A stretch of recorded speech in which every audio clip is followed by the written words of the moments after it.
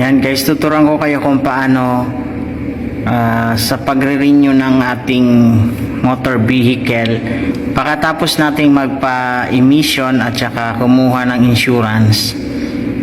Ang susunod na gagawin natin ay magre-register tayo sa LTO o LTMS portal.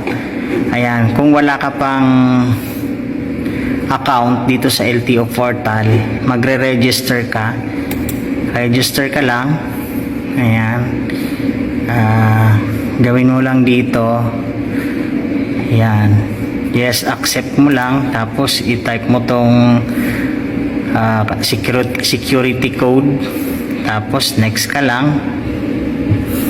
Tapos punta ka lang dito sa enroll as individual.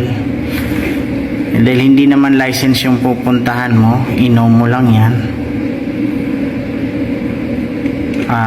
I-next mo na lang. Inom mo na lang.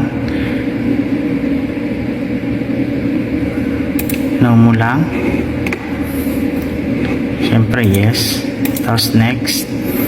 I-type mo lang yung pangalan ng dito, ita-type mo yung pangalan ng sasakyan mo. Halimbawa kung sa'yo nakapangalan yung motor mo or sasakyan mo, i-type mo dito middle name, birthday, mother's name.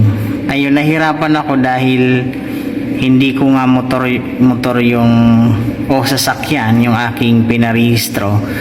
Kailangan alam ko yung pangalan niya, middle name niya.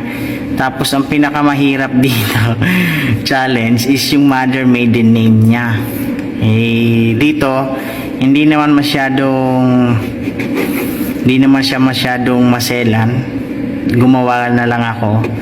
Ayan, sabay ni-next ko na siya. Ayan.